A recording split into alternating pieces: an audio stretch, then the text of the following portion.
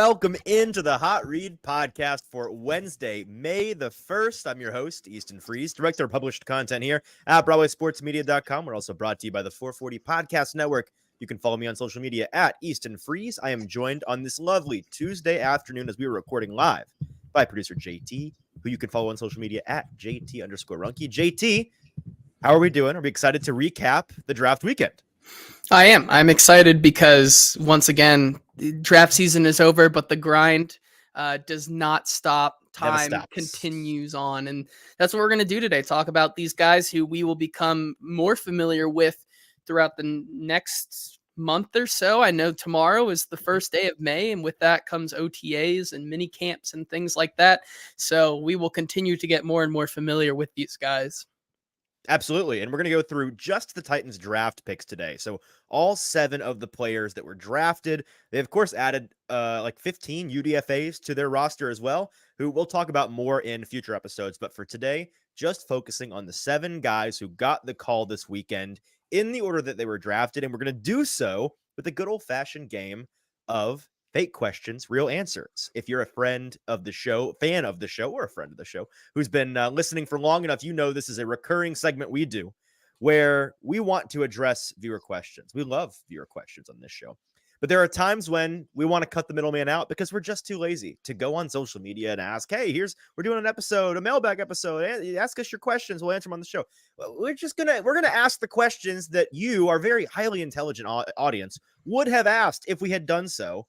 We decided to just write them ourselves, and we're going to ask them to ourselves, and we're going to answer them. Now, that's how fake questions, real answers go. Today, we're also going to do real questions, real answers. So if you're watching with us live on Twitter or Facebook or YouTube, we would love for you to have any questions you would like to pose for us about the Titans draft class, about their philosophy, about how this changes the outlook for 2024, any of those things that you have that you'd love for us to address. Drop them in the comments. You can do that by going to YouTube, finding Broadway Sports Media's YouTube page, and in the comment section of that live stream, that version of this live stream, that's where you can be a part of today's conversation and ask those questions.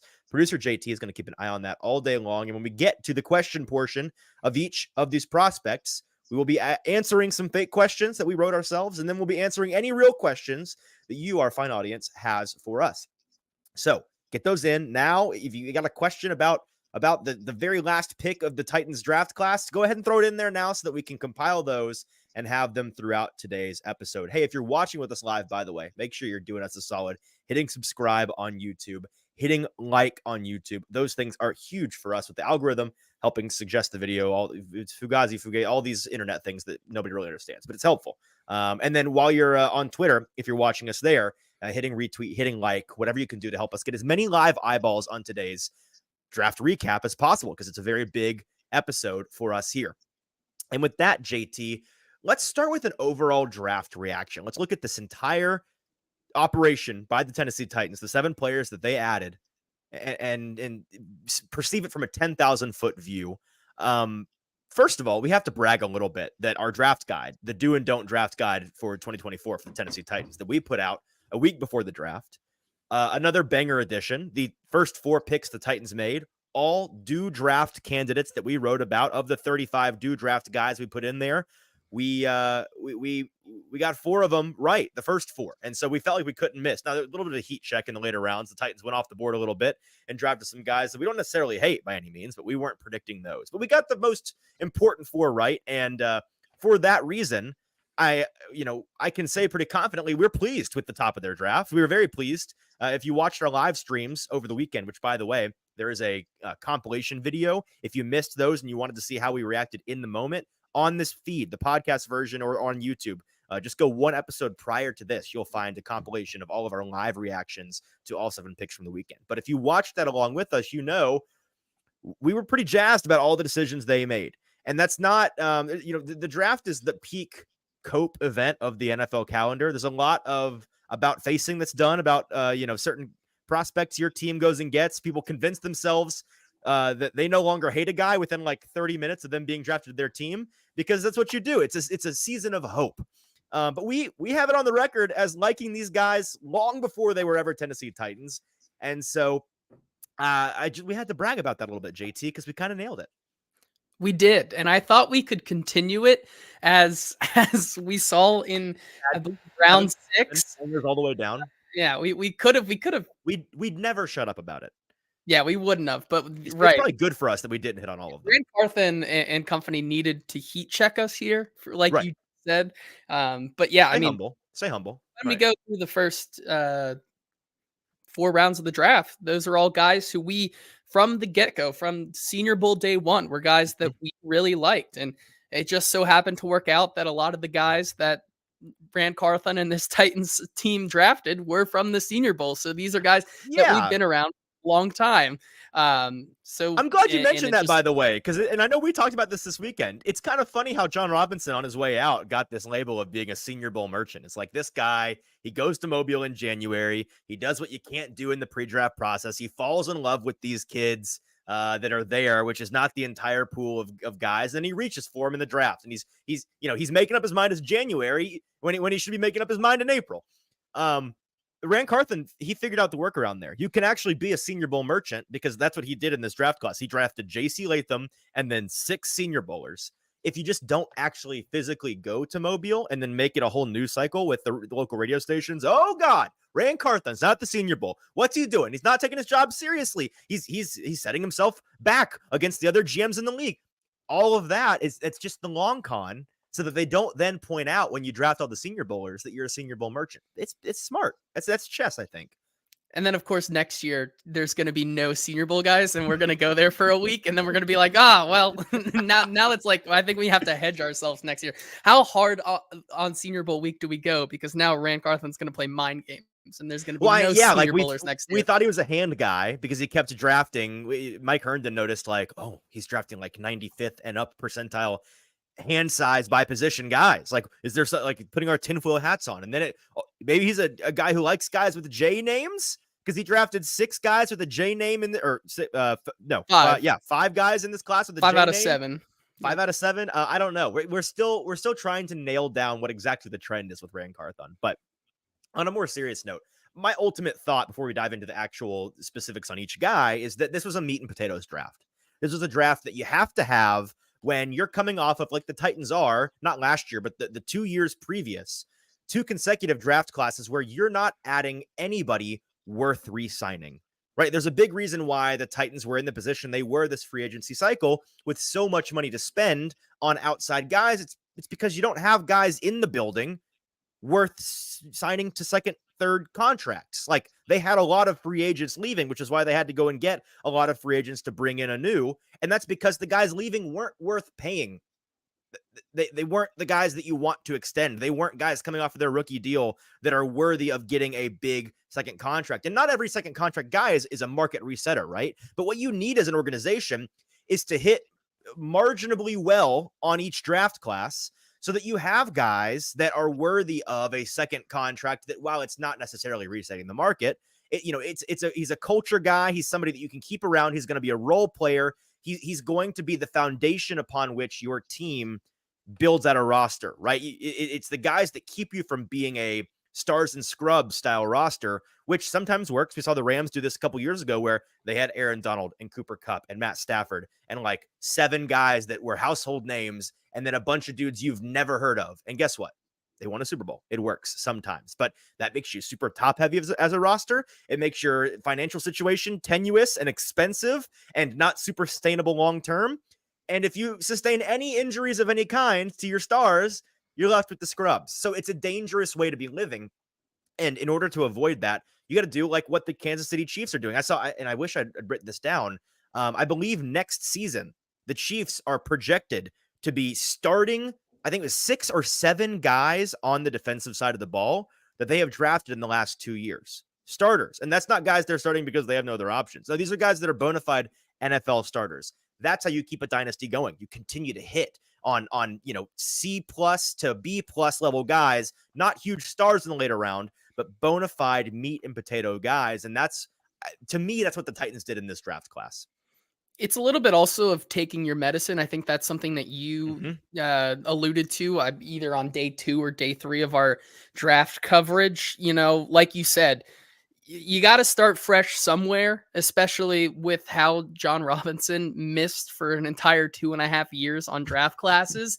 Right. You just need to kind of patch up the holes of the sinking ship, and I think that's what this draft class in the direction they're going kind of aim to do.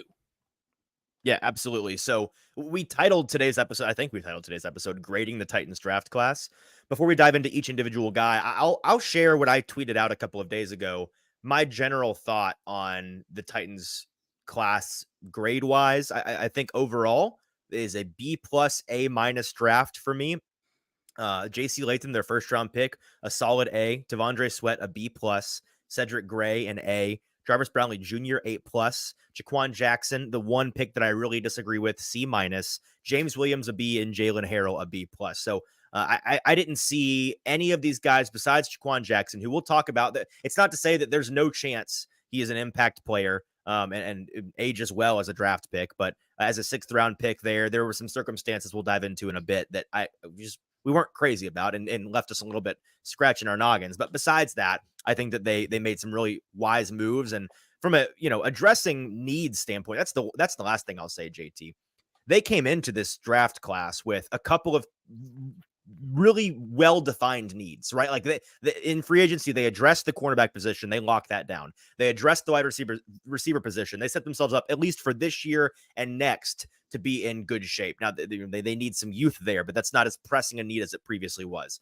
The interior, the offensive line, they shore up with a big center addition. So they come into this draft with, okay, they need a starting tackle so bad. They need starting linebacker so bad. And they need to address at least one of defensive line or the edge position on the defensive front because they are lacking bodies there as well. And so they come in and they draft in order a tackle, a defensive lineman, a linebacker, a cornerback to shore up depth, a wide receiver, which is the pick we weren't crazy about, but we'll talk about, and then a linebacker and an edge player to round it out. Some high upside guys, dart throws in the 7th round. So they addressed exactly the positions of need that they had coming in, and I think they managed to do so without reaching. Another thing we'll talk about throughout today's episode. I don't think any of these guys scream to me reaching because you desperately need this position, and maybe this wasn't the best player on your board, but you need that position really badly. Yeah, I think so. I think the one that can be argued is the Devondre Sweat, just because it is the most volatile one. But right. As we've learned later, for sure. later in the week, you've seen some circumstances that maybe make that not the biggest reach in the world. But without further ado, I think we can get into just talking prospect by prospect, and we have a lot of information on their background and just things to know about these prospects before we truly get boots on the ground and are able to meet them later this upcoming month. So let's start with JC Latham. Yeah, so JC Latham was the Titans' first round pick, 7th overall, did stick and pick, did not trade out of that position like we thought they were inclined to do. Offensive tackle out of Alabama. Here's the basic introduction, and we're going to run down each one of these guys from an informational standpoint so that you have the 411 on what exactly the Titans have signed up for. Then we'll get to some fake questions, real answers. JC Latham, he played left tackle at IMG Academy in high school. Teammates with JJ McCarthy, linebacker Nolan Smith, who's an Eagle, and cornerback DJ Turner.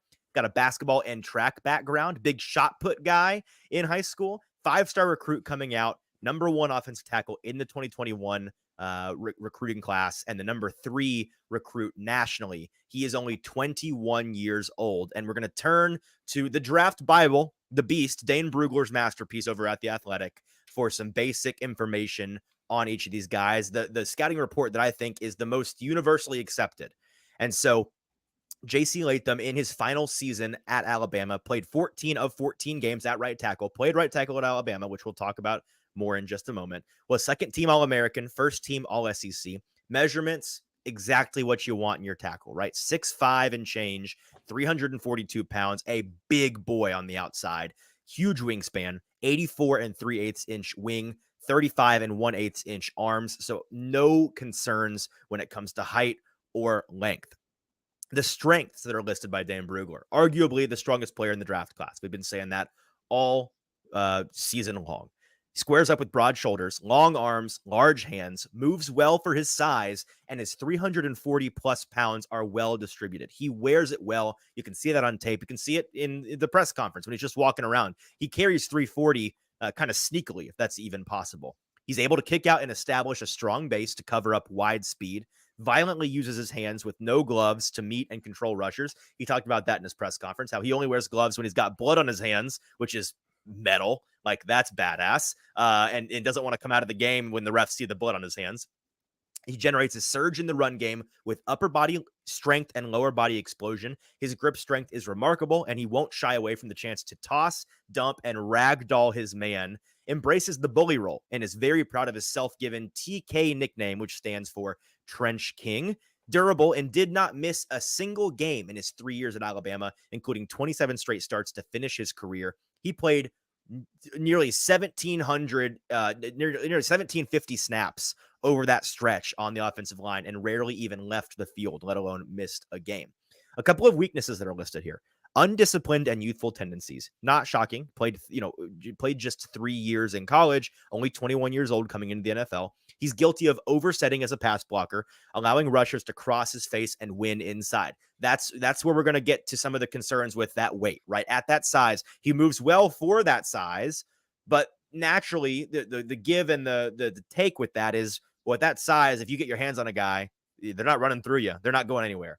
But they may be able to counter and cross you inside or get around the edge if you overset and burn you a little bit with true speed off the edge. So that's a concern. That's the give and take there. He doesn't always bring his hips in the run game, causing him to lunge off balance at times, combined for 18 penalties over his 2 seasons as a starter, including 7 false starts and 6 holding calls. In conclusion, Brugler writes that overall, Latham needs to clean up his inconsistent yet fixable habits, but he offers elite play strength and functional football movements to stay square and overmatch his opponent. He's an ascending prospect with the talent to win a starting right tackle job as an NFL rookie, although some teams project him best inside at guard, and he has him graded as a first round number 13 overall in the class. So with that, JT, let's dive into some fake questions and real answers. I think that ends with an interesting notion. Starting as a right tackle, some teams projecting him best inside at guard. We'll address that and some other things. But what's the first fake question we had sent in today? Well, the last thing you said right there, first round grade, Brugler had him ranked at number 13 overall. Of course, the Titans select him at number 7. So was Latham at a reach at pick 7? And should the Titans have traded down instead? So anybody that listened to this show pre-draft knows that we were strong proponents of trading down, adding capital on day 1 or on day 2. And I think, we knew that the tackles in the first round were going to fly off the board in probably the top 20. I think all 6 ended up going top 20, if I'm not mistaken, JT. Yeah, so the top 20 this year, weird, because I know this because it was 6 quarterbacks, 6 tackles, and then 8 other guys. So 12 of the top 20 picks were tackles and quarterbacks, which the quarterbacks thing, bonkers, crazy, irresponsible, but that's neither here nor there. Maybe we underrated just how highly you had to draft your guy if you wanted your guy. We knew before we went into this draft, I was pretty confident that he was tackle 2 on their board. I said that on the last episode of this show before we got to the draft, that I think J.C. Latham is their second favorite tackle to Joe Alt in this class. And maybe that was too low because we heard over the weekend that Latham was Bill Callahan, the Titans' new offensive line coach, son of Brian, offensive line guru. He was his father favorite. Of Brian. What did I say? Son? Yeah, flip that. Father of Brian. He was his favorite player in the entire draft class. This was Bill's guy. And we had hints of this throughout the draft season, right? Back in, I think, early March when the Alabama Pro Day happened, we had a lot of footage and a lot of reporting of, hey, Bill Callahan's down there. He's spending a lot of one-on-one time with J.C. Latham. He's got his hands on him. They're talking, it later came out that when Latham was talking with the Titans brass, it was supposed to be a 30-minute conversation they had planned on the books that ended up turning into a 2-hour conversation. Like, this is a guy that they were interested in for a long time. And I think you just have to defer to an expertise like Bill Callahan has and say, listen, if this guy thinks this is the dude in this class, and we said coming in, hey, the top 3, maybe 4 tackles in this class would all be tackle 1 in any other draft class. That's how talented they are. He sees this guy as a bona fide blue chip player. go and get him at 7. And that's what the Titans did after Joe Alt already went off the board at 5 to the Chargers. And you had teams the Titans knew were hungry for a tackle behind them. If they had moved back to like 13 or 14, the Jets took tackle at 11. And who else took tackle? Another team Saints took tackle as well. Tackle. Right. So both of those teams, I think, absolutely liable to take Latham if the Titans had moved back. And since Latham clearly was their guy, I don't think you can say it was a reach at 7, because if you see Latham as a significantly better tackle, or if you saw Latham and Alt as significantly better tackles than the next group, which they may very well have, you got to get your guy, even if it means foregoing some extra capital. Yeah, I think I'm right there with you. This clearly was the guy that they probably wanted the most, because we even heard from Rand Carthen, there was the feeling that Joe Alt was going to be gone, so there seemed to be less attention on him from the get-go, something that we kind of heard even going back to the Combine. This feels like a foregone conclusion at this point in hindsight. Well, what have we said 2 years in a row, JT? I've run a poll twice in January. Yes. There's always a guy that's the first my guy in consensus with all of Titans Twitter, all of the Titans Nation. Like, it's the guy they attach themselves to as soon as the season ends and draft season begins. And last year was Paris Johnson Jr., and this year was Joe Alt. Got to get that guy at 11 last year. Got to get that guy at 7 this year. And I ran a poll to confirm that, and it was overwhelming. That's the guy. Got to get that guy back in January. And then I tweet out and I say, unfortunately, you should mark him off of your list of potential guys, because it's way too good to be true.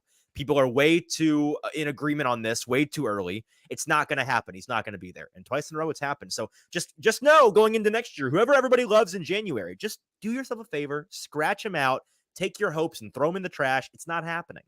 Yeah, I'm gonna throw out Luther Burden already from Missouri, as they need a wide receiver or something like that. That's gonna be the guy next year. April 30th. JT's planting the flag on Luther Burden. Write that down. Look, Jacob even just said in the comments right there, next year Luther Burden. Everybody's on the train already. It's not happening, so go ahead and write it off your list. I'm sorry that Luther Burden cannot be a Tennessee Titan. I'm going to defer, whether it's a reach or not. I'm going to defer to Bill Callahan on this one, like everyone else in this city has said, because guess what? Bill Callahan probably knows more about the offensive line than literally every media member in this market combined. Yes. There's just no arguing at this point. No. There's no arguing about it. I think that if he is the guy that Bill Callahan wanted, they were going to go out and get him no matter what. And I think that's what they did. Now, there have been questions why he was offensive tackle 2 for you. He was offensive tackle 3 for me, but that was mostly because I just really, really like Olu Fashanu. That was like kind of one of my guys. So not a knock on Latham in particular, but I think there were some questions because of the whole right tackle thing. Even Kenneth John chiming in here saying, I think A is too high for Latham till he proves his left tackle chops at this high level. Hasn't played it since high school, would go B+, which brings us to our next fake question. Can Latham play left tackle like the Titans want him to? And if he can't, is it a failure if he ends up playing right tackle? This is top of my list of pet peeves this draft cycle. And I've been preaching this for a long time. Kenneth, guys like Kenneth know this, that I'm about to say this, but he's welcomed his opinion. If you are of the opinion that in 2024, the left tackle position is significantly more important than the right tackle position, you are mistaken. That's not an opinion. That's a fact. That's just the reality of the modern NFL. In terms of value, in terms of compensation, the top right and left tackles in the modern NFL are paid essentially the exact same. And in terms of the people they are going up against on the defensive side of the ball, you could argue that right tackles actually have it worse. All, and I mean all, of the top edge rushers in the NFL right now, the top 5 guys, you could think of, okay, it's the Bosa brothers, it's Max Crosby, it's Myles Garrett, it's TJ Watt. Where do those guys play? You look it up. Oh, they all line up against the right tackle. Why is that? Because there's an ebb and a flow. There's a pendulum swinging back and forth in all things. But in the NFL, as offenses slowly learn to counter that thing, and then offenses have to counter, and it's back and forth, right? There's this ebb and flow of philosophy and strategic approach to the game.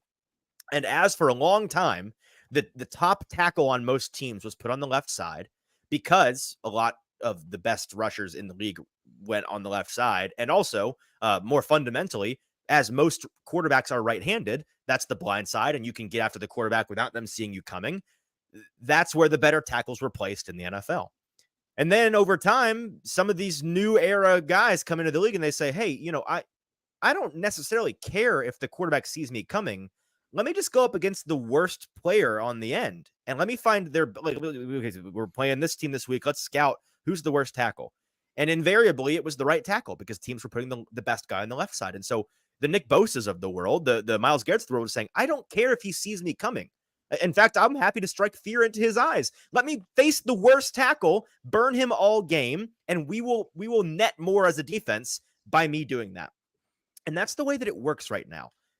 A lot of teams, like you think about the best lines in the league. The Eagles, okay, the Lions, okay, those, let's just say those two.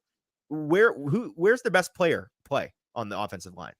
They're both right tackles. Think about the Chargers, right? Okay, Rashawn Slater, great young tackle. Where's he play? Oh, he plays on the right side as well. And he played left in college. They moved him to right. They didn't have to do that, but they did. There's nothing wrong with having your best tackle play right tackle. And in fact, the more important thing that, the forest that you are missing for this tree that, you have to have left tackle because your brain is stuck in the past. I'm sorry to say, but it is. You're missing the point that the Titans don't have either. This would be a more informed discussion if it's like the Titans had, they had they had an average right tackle and they really have a big hole at left tackle. No, my friend, they don't have anything. They don't have a right tackle or a left tackle that you want playing on Sundays. At least nobody that's proven right now. Maybe Bill Callahan works his magic and whips up NPF into a starting caliber NFL tackle. But Cindy right now, Charles that he is masterclass. Not. Right, and we'll sing his praises when that happens. But I wouldn't exactly bank on that happening. And so what's more important than having a great left tackle in the NFL is having at least one good tackle.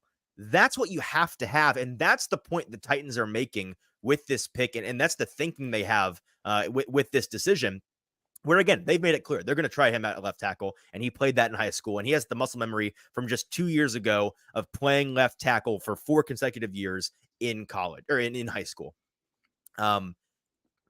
Their thinking is, hey, like, if we just have one good tackle, we can scheme around that. We talked about it all last year, JT. This idea that, hey, if the Titans just had one tackle on either side of the ball, you can send chip help with the tight end. You can line up in jumbo and shift that way. You can double to the weak side. You can send the running back in max protect and have him chip on the weak side. Like, you can work around that. But when you don't have any tackles, you are screwed. It's over. You can't do it. And so whether Latham ends up a year or 2 years from now being what matters is that he's a good tackle. And while I'll submit that it's still Will Levis's blind side, maybe left tackle is 10% more important than right tackle. It is not a significant enough gap for you to consider him being a right tackle a failure. And I think folks that are leaning so heavily into, the Titans have guys on the roster that can play right tackle. They got MPF. They've got Dylan Radins who might can play there. Like they've got dudes. I think you're giving those guys too much credit for being, first of all, being right side only guys. Like, if you're saying maybe MPF can play functional right tackle, well, I could counter, well, maybe he can play functional left tackle too. We don't know the answer to either of those questions. Those things are both as unknown as humanly possible. Hey, Dylan Radins, you know where he played in college? Left tackle. So actually, I could argue maybe if he's a functional tackle anywhere, maybe it's on the left side. My point being, you're leaning too heavily into the known guys that it's a lot of copium with these guys potentially being starting tackles for the Titans on the right side in your argument that Latham being a left tackle is the most important thing ever. One last thing before and then I'll quit ranting on this. Two last things. A lot of people pre-draft ragging on Latham, like, hey, you seen the weight on that guy. I'm not sure he's a great athlete, and I'm not sure he thinks he's a great athlete because he said out of all his athletic testing drills pre-draft, he didn't do those at the combine, and didn't do them at his pro day. What's up? And a lot of people accused him. Well, he's a bad athlete, and he knows it because he didn't do them. Latham, at his introductory press conference with the Titans, said, I did not test the combine because I was dealing with a high ankle sprain that we found early in the draft process. Back, I think it was January or something. Shortly after their season ended and he started training for his pre-draft process. So all of those people that accused Latham of skipping the testing because he knew he was a poor mover were wrong. And that, of course, like could have been prevented for those people that were wrong if they had just turned on the tape like we said to do. Because if you watched any of JC Latham pre-draft, you knew, and I like actually watched him, play football. You knew he was a good mover. The athletic testing is a nice confirmation of that. It's important to parse the the specifics of like this guy over this guy. If it just raise your thin margin, yes, that sure, whatever.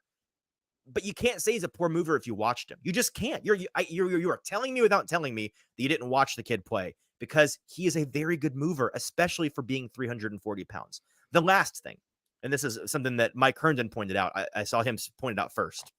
When Bill Callahan arrived in Cleveland, his previous stop as the offensive line coach for the Browns, they were ranked 17th in the NFL in pass blocking and 29th in run blocking per PFF. He inherited one really good player in left guard Joel Bitonio and a decent center in J.C. Treader. Right guard and both tackle positions were major holes for the Browns when he came in. They signed Jack Conklin from the Titans and drafted Alabama's right tackle, ring a bell, in the top 10, ring a bell, and flipped him, ring a bell, to left tackle.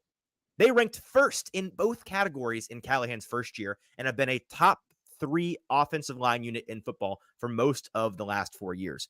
Jedrick Wills, the player in question, who was Alabama's right tackle, drafted in the top 10, who moved from right to left in the NFL in his first year. He played pretty well from the jump, and Callahan coaxed a massive leap out of right guard Wyatt Teller, who had been acquired for a couple of day 3 picks the year before. Now, am I saying that's going to happen for the Titans? No, I'm not.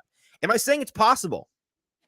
Yeah, because we just saw this exact same guy do it. The blueprint here is shockingly similar. And so I just think this idea that he has to be a left tackle for it to work, or questioning whether he can be a left tackle or not, I think it's silly on both fronts. Okay, soapbox, I'm going to set it aside, stepping down.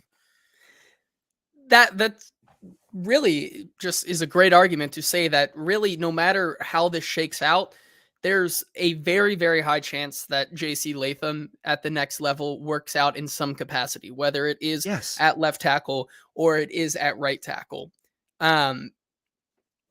It makes the devil advocate, argument, if you want to play that with these prospects, very, very hard to do, just with a lot of things that are already in place for him.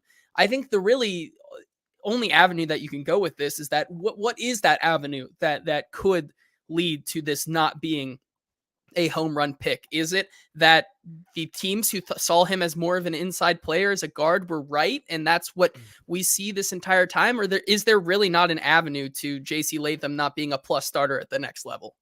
So it's a difficult answer. What's the devil's advocate argument for if this doesn't work out, here's why. But it should be, right? For really any first rounder and certainly any top 10 pick, if somebody asks you, like, how does this not work out as a top 10 pick? And the answer is easy. You messed up. You probably shouldn't have drafted. Like, Falcons fans are in part Michael mad Penix, because you can say like, well, how does this pan out poorly in the future? You want that list alphabetically or in order of importance? Because they're like, it's easy to come by. With JC Latham, there's a reason why he was one of my blue chip, purple chip prospects in this class, a top 10 bona fide player. There's not a whole lot. Like, here's the argument. Okay, you can always go to injury. He's too injured, and you could point to at that size, he may, be in and out of the lineup. Maybe, but as we pointed out previously, he's not ever missed a game in high school or in college, ever.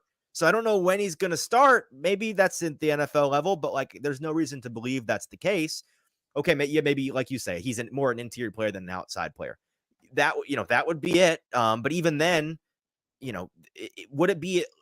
There are levels to failure, right? Because if in 3 years the Titans are still seeking tackles, but they have an incredible interior line buoyed by 2 incredibly young players at the guard positions, it's not the worst place to be. Now, yes, ultimately it will be a failure because you still need tackles, and that's the most important position on the line.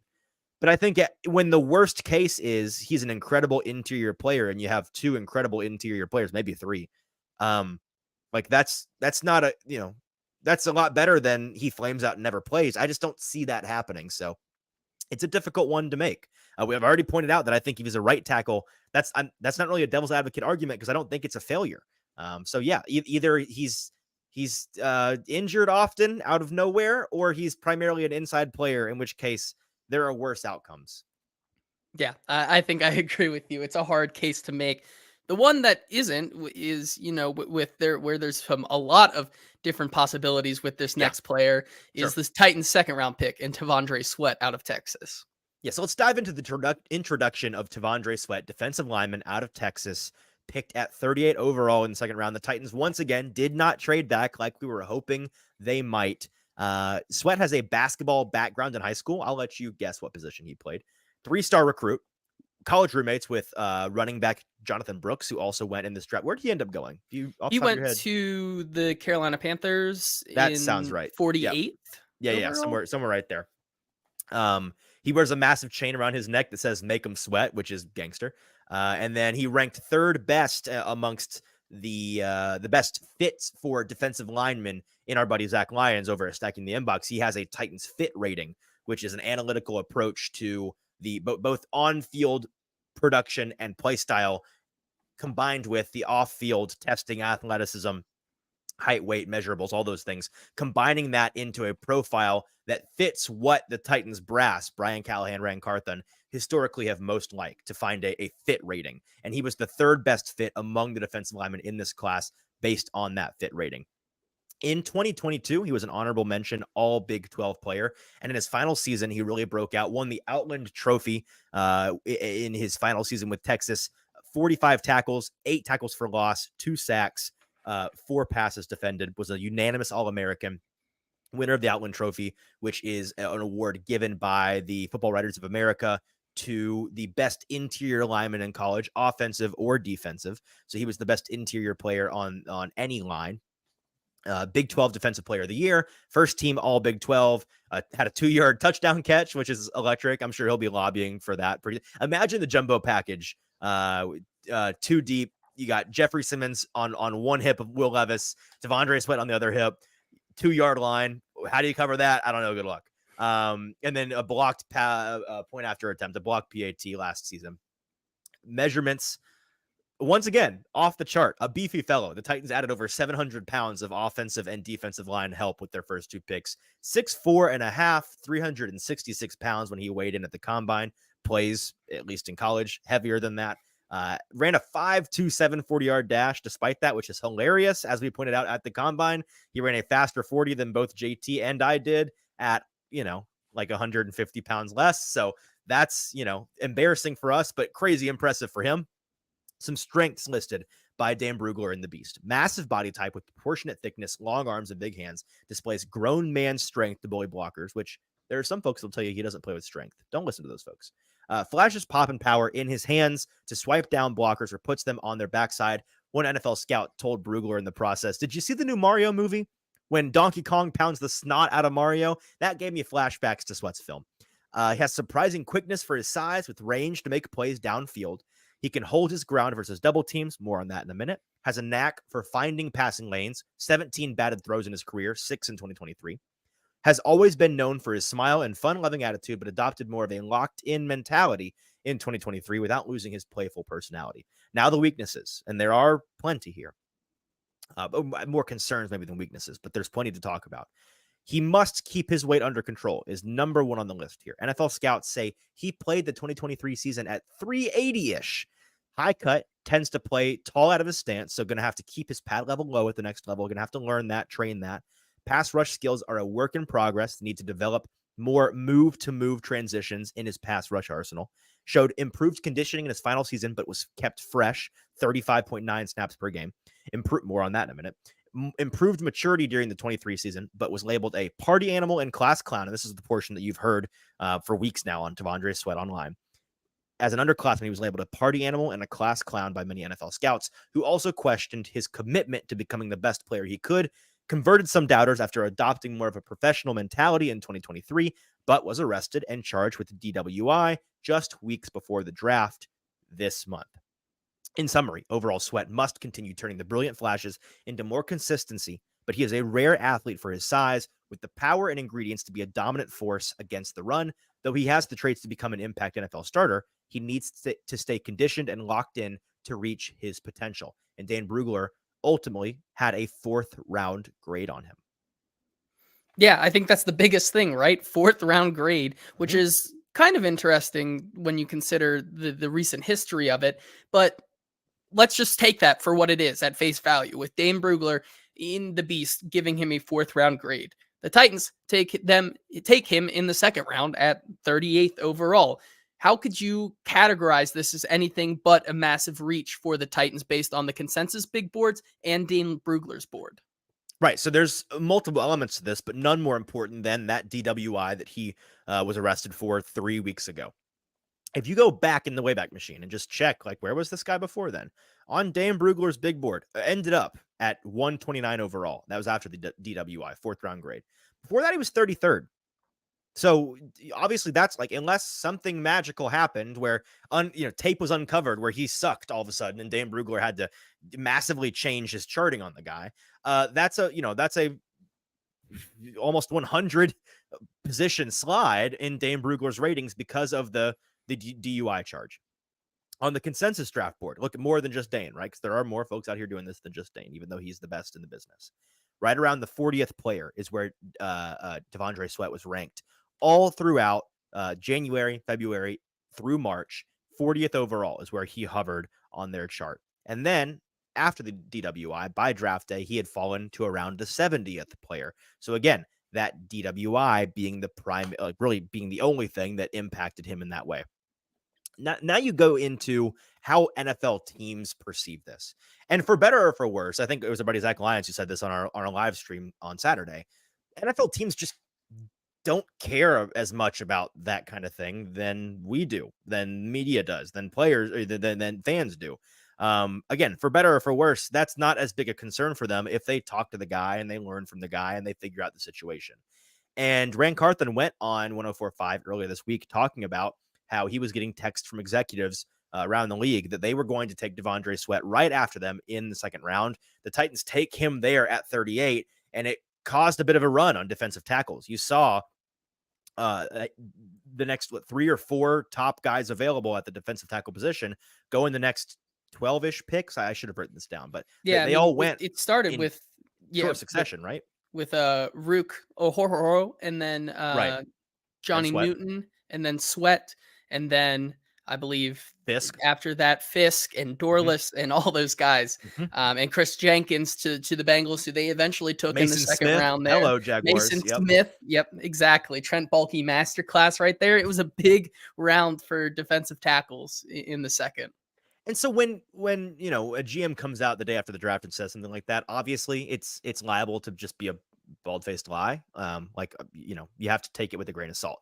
But it seems pretty clear to me when they made this move and in the aftermath that the Titans at least believed that something like this was the case on Friday night when they made the pick. I'm sorry if you think that they are dumb enough to take Sweat that far above the media consensus when they needed extra capital badly in the first place, and they knew it. If you think they're dumb enough to do that, unless they had a good reason to believe it may have been their only chance to land him, like, I don't know what to tell you. You just have a different opinion of these guys and their process than I do, because I don't think that's something that they would have willingly done. And it was pointed out by many that, like, it's probably the Bengals or the Jaguars that were worried about coming up and getting their guy. And my money's on the Bengals. They need to replace DJ Reader. They took 2 defensive tackles back to back in the 2nd and the 3rd. Before the Titans made that pick, leading up to day 2, a lot of the talk was, hey, a great candidate for the Titans to trade down with if they wanted to move out of 38 would be the Bengals, because they had kind of the perfect, just so happened they had the perfect compensation package that would be a nice 1-for-1, 2-for-1 trade for the Titans. And so I think that's what was in the works and was probably one of the offers the Titans received for that pick. But then again, Jacksonville, they go with a defensive tackle there as well, and they were moving and grooving throughout the weekend. So I think it was one of those teams they were concerned about, and I'm willing to buy the fact that they were confident they weren't going to be able to get their guy Sweat unless they stuck at 38 and grabbed him. Yeah, and that would make sense when it was the Bengals, because it was it really felt like this entire time it was the Bengals and the Titans, the 2 teams that really poked around Sweat's camp the most. And Mm-hmm. you also saw on basically on the week of the draft, when 30 visits were just wrapping up at the 11th hour, the Bengals invited Johnny Newton in. So they were very interested in him as well. Mm-hmm. The big thing with him, though, is that even in his press conference, he said if he can get down to 355 from where he is right now, probably around 366, he says he's going to be a Hall of Fame player. However, that's probably a lot easier said than done. And, playing at 38 or 380 pounds, the big thing this week has been that he only averages 35 snaps a game in college. 2-down player. Can't stay on the field. Can't do it. What makes you so confident that he can be a 3-down player? Okay, so first of all, back to the 380 thing. What's most impressive about playing 380 is not that he was ever doing it, but when he was doing it, he was playing we have it on pretty good record. He was actually gaining slowly weight throughout the season last year and was playing he probably started the season at 365, 370 and got up to 380 by the time they were playing in the playoffs in, early on New Year's. Which guys, especially the big fellas in the NFL and in college, you don't do that. You got to be built different to be able to gain weight and not lose weight. So he's somebody that, and I think he has a quote from earlier in the draft process saying I'm not somebody that can sit around on the couch for a week or I'll eat 30 pounds worth of weight and put it on. That's, just the way that you're built. You got to watch what you eat. You got to watch how in shape you're staying with your physicality. But as for the snap count thing, there's a number of context important points that you can make that people aren't making because they either are too shallow to recognize them or because they're pushing a narrative. Here's the reality. Yes, just 35.9 snaps per game on average in college, but a couple of extenuating circumstances. First of all, the Texas Longhorns, and you can talk to anybody that covers Texas and knows anything about Texas football, they run a pretty unique hockey style rotation with their defensive front, partially because that's the way that they just want to, throw fresh bodies, and partially because they've got enough talented depth on their team. They've got enough talented tackles to constantly be throwing in there and trust to be rotational players and play a lot of snaps. There were also the blowouts. I don't know if people noticed this. Texas was a pretty good football team last year. They went to they were one of the top 4 teams by way of the committee by the end of the year and played in the playoff. So they won 7 games last year by 17 or more points. Starters don't typically play all of those games. In fact, a lot of the time they play half the game. And if you look at the snap count by game for Sweat, you'll notice, hey, in the first half of the season where they were blowing out a lot of teams, he wasn't playing as much. And then it became much more consistently in the 35, 40, 45 snaps per game range as they came down the final stretch and were playing some of their more important games. If you take the other guys in his range at defensive tackle in this class and just compare the snap counts in 2023, because everybody's making a big deal about, whoa. Can you take this guy that only played 35-ish snaps per game in the second round? Well, here's some other guys that were taken in the first or second round of this draft and their snap counts last year. Devondre Sweat had 503 in 2023. Braden Fisk went right after him at 444.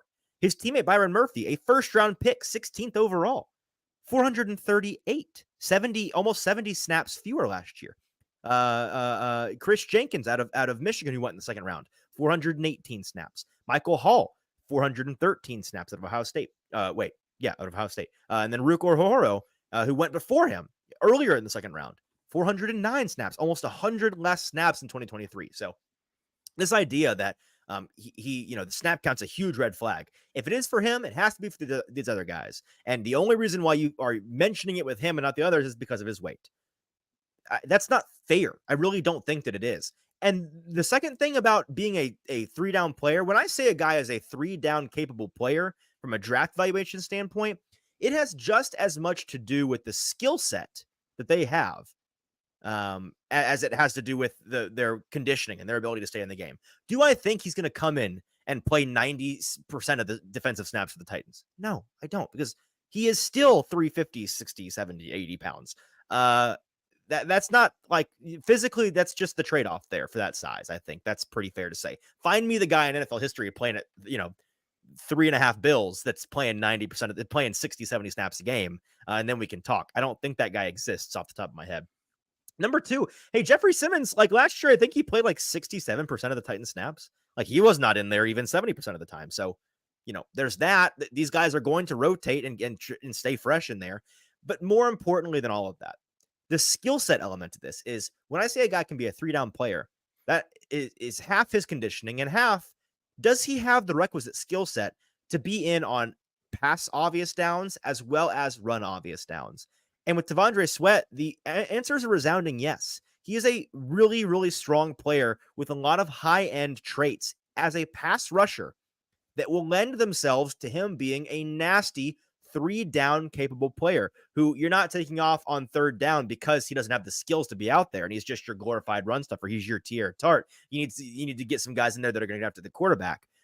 No, if you're not worried about the snap count situation with him or with anybody else, you keep him in there on 3rd down because he is going to be one of your best players that is going to dominate the inside of the line, be a force multiplier for Jeffrey Simmons on the front, which we'll talk about more in just a second. And he's going to get after the quarterback really well as in addition to being an immovable run stuffer, which he's also going to be fantastic at. So that's why I'm so confident he, despite his snap count in college, is a 3-down capable player in the NFL, and that is a lazy, poor talking point. Jacob in the comments says, do you have an NFL comp for Sweat? And I think Ryan in the comments says has the most likely one that I've seen, which is Vita Vea is one that comes to mind for sure. Yeah. That guy, that's the upside pick right there. Like you said, that really just, is that run stuffing, huge, big body guy that we saw last year with the Tampa Bay Buccaneers, in that game against the Titans, where he was just absolutely unstoppable. And I think that's what you can really see from him in this in this kind of system that they're running now.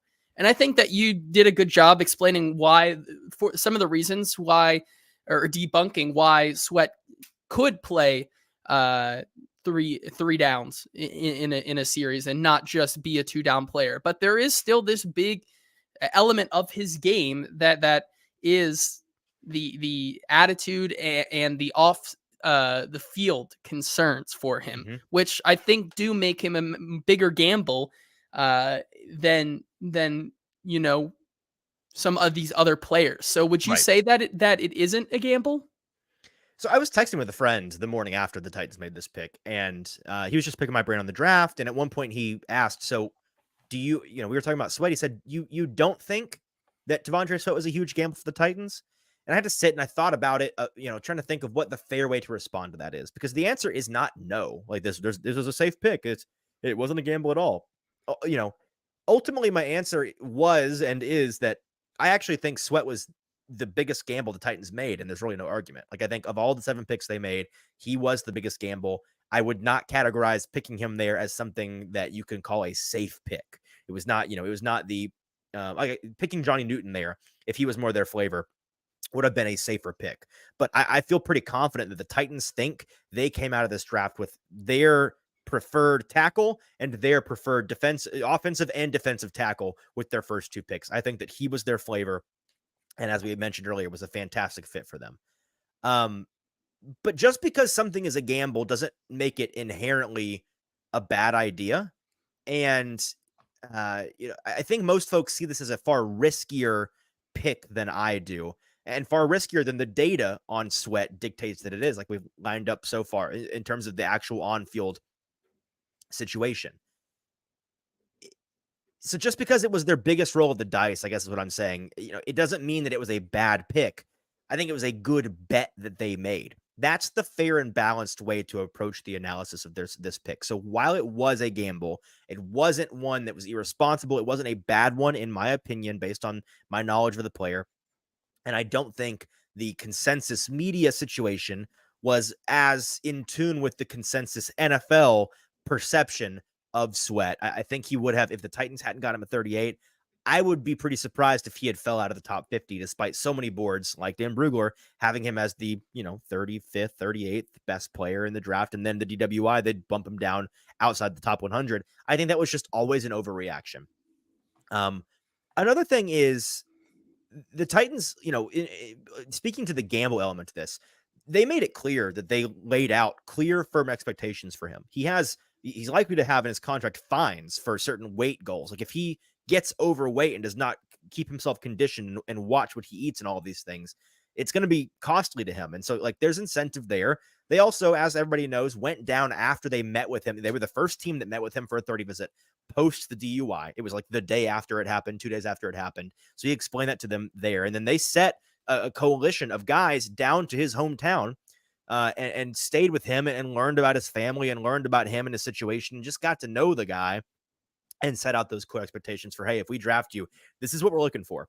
There's also the Jeffrey Simmons element to this, JT. And Simmons is a guy that came into the league with some off the field red flags. Maybe not concerns, but like there were things on draft night that, you know, I've got friends that are huge Mississippi State fans who were outraged the night of the draft because on the ESPN broadcast, as they like to do, you know, the meme about like, this guy's the 6th overall pick.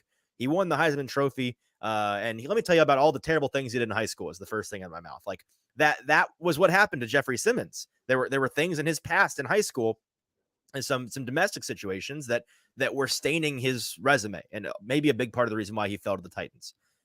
Simmons obviously overcame that and has become an incredible NFL player and an incredible off the field person. He's an adult. He's a grown up. He's a good guy. I give him the thumbs up. Good guy. I know him well enough to know that.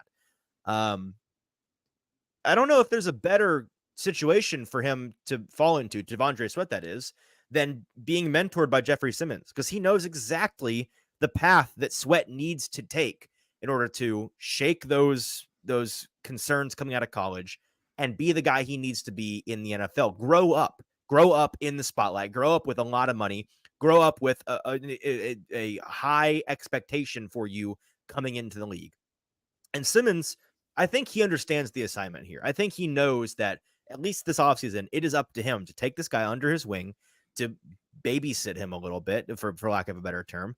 And then there's other guys on this defensive front, like, you know, Keandre Coburn, his former teammate out of Texas. He's going to be on the roster at least through the summer and into the fall to be a good influence for him. So they've got a support system for a guy that needs to do some growing up that I think is going to lend itself to him being impressive and you know, not be, you know, Isaiah Wilson jumping off of balconies in the middle of August. One last thing. We mentioned the Outland Trophy, which again is the best interior lineman, according to the Football Writers of America. That association hands out this award to the best interior offensive or defensive lineman in college. And since 2010, here's the list of guys on the defensive side of the ball that have won that award. You got T'Vondre Sweat this past year, Jordan Davis, the Eagle, out of Georgia in 2021, Quinnen Williams out of I forget where he goes to school, but regardless, 2018 was Quinnen Williams, Ed Oliver with the Bills 2017, and Aaron Donald in 2013. I don't know, man. It's a pretty good list. It's a pretty strong list. So like, I think there's a decent track record there as well. So that's all. Those are all my thoughts on the element of a gamble with this pick. Is it a gamble? Yes. Am I super concerned about it? Not really. Do I think it was a smart decision? I do. Now, all those things are nice and well, but sure. Is there a way that this really does blow up in their face? Let's say that, you know, he does end up being that 2-down player who, you know, plays around 370. There are some off the field issue things that end up, you know, causing maybe some distractions during the next season where there is an outcome where the Titans may be, you know, 3-7, 3-8, and there is an incident or two. Is that a possibility? And is that the outcome where you say that this really was a big miss in the second round? Yeah, it's easy to see how this messes up. You know, if he's just a head case and they can't get him to grow up, then that's going to be a failure. If he is, you know, even if he grows up, but he can't keep his weight down, or he can't keep his conditioning up, which are, you know, intertwined. And he's not able to play more than 30, 35 snaps a game. And he, you know, or he doesn't develop as a pass rusher, and become a guy that they want out there on third down. It'd be fine if he's out there on third down, but we'd prefer to have this guy out there for other reasons. Like, those are the ways that he fails. And those are the ways that everybody that doesn't like the pick are pointing out. And, you know, they could come to fruition. I'm not saying that they can't. I just, for the reasons we just spent the past half hour discussing, I don't think that they will. Yeah, I think I agree with you. Just the way that he, you know, with Jeffrey Simmons also in the building, and you know, this kind of support system from the call with them, from the get-go. It seemed like this is a guy that they really want to mold because they know the kind of talent that he has at the next level and what he can become at that next level. One question here from in the chat. Josh says, I think the Sweat pick can work out, but do you think, given the state of this roster, it was wise to take such a risk at 38, given there might have been, there was a Cooper DeJean on the board still, or a Kool-Aid McKinstry, or another wide receiver on the board there? Yeah, I think, we talked about that a lot in the pre-draft process, and I think that's absolutely a fair question and a fair concern. And, from a pure process standpoint, maybe it wasn't the smartest decision possible. Maybe going for a safer option would have been better for this team long term. But I think it lends itself to a couple of decisions they've made this offseason so far that point towards this team's wanting to compete sooner than later. They think that Will Levis is the guy, and they think that they can get this thing jump started and they can accelerate their progress to be a contending team within 1 year. And if that's the case, you're going after guys like JC Latham and T'Vondre Sweat, not trading down. You're getting your blue chip top of their position guys in the draft because you're looking for impact players now. And so, like I said previously, yes, is it a gamble? Yes. And as to Josh's point, is it maybe not the best decision based on the state of their roster? I think it's fair to argue it's not. But that's based on a perception of this team's not that close. And clearly, I think they think they're closer. And based on that, then your process does have to change and it reflects more of this. So, they're ultimately going to be judged in the end on that, if, by whether or not they're right that they can contend soon. And if they are wrong, then this pick is going to look bad because of that. Even if Sweat ends up being a good player, you're going to look back and say, man, they got lucky because that process was not great. Ken also asks in the comments, do you think another vet defensive tackle is needed? Possibly someone who could help with keeping Sweat on the straight and narrow. Someone like Calais Campbell to rotate in the middle, I think would be great.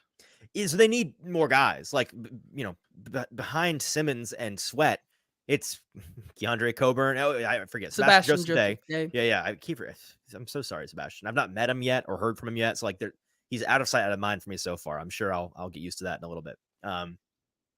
But yeah, it's those three guys, and then the Keandre Coburns of the world, guys that may not really be NFL rosterable guys. So they need depth there, and I won't be shocked if they add some veteran depth, but they may be content to just roll with what they've got and be thin at that position and bank on those top guys. It would be a liability for them going into the season that is liable to bite them by week 6, week 7.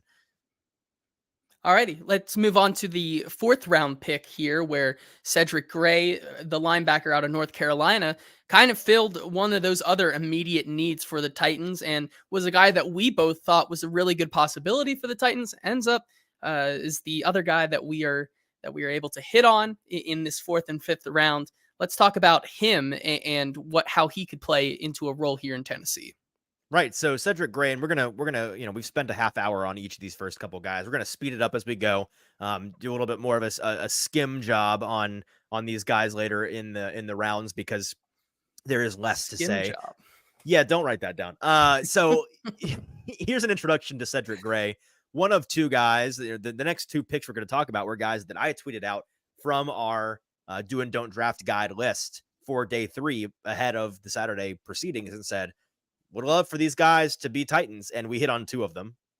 The first of which is Cedric Gray, who's only 21 years old, a 3-star recruit coming out of high school, has receiver, kick returner, and basketball background in high school, and he was the only Power 5 player to average double-digit tackles per game in both 2022 and 2023. Looking at his seasons, in 21, he led the team in tackles. All of his seasons, by the way, spent with the University of North Carolina.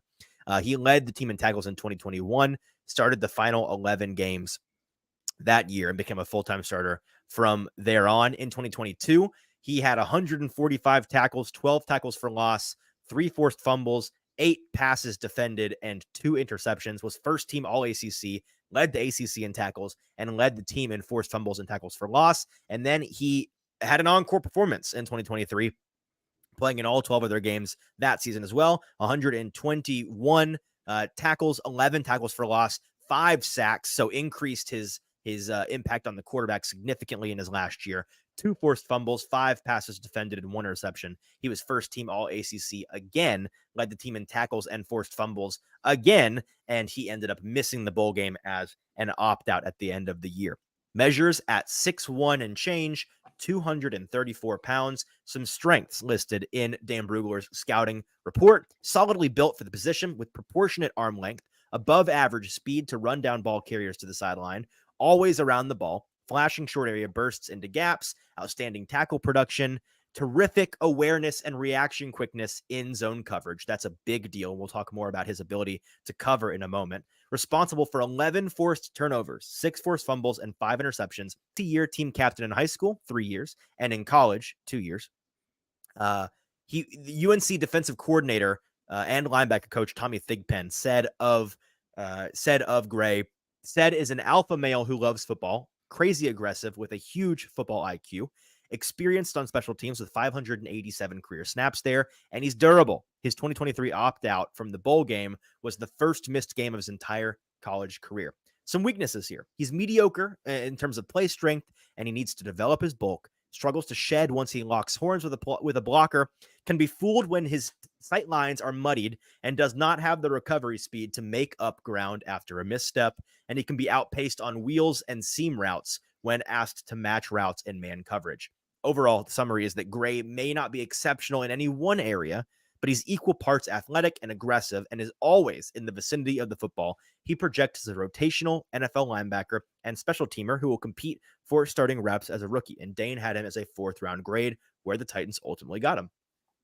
Yeah, I think that's where you can start the conversation, right? Dane thinks that and that's what we kind of talked about him. Gray doesn't have any super trait that makes him stand out, right? His 4.64 40 time, you can see that in the weaknesses there where, that recovery speed just isn't there. But, there's not a lot of knocks on his in the weakness section of where, his vision of the field is truly subpar. Of course, there are things the offense is always going to do to try to mess you up. And those are things that, may not be his fault entirely or things like that.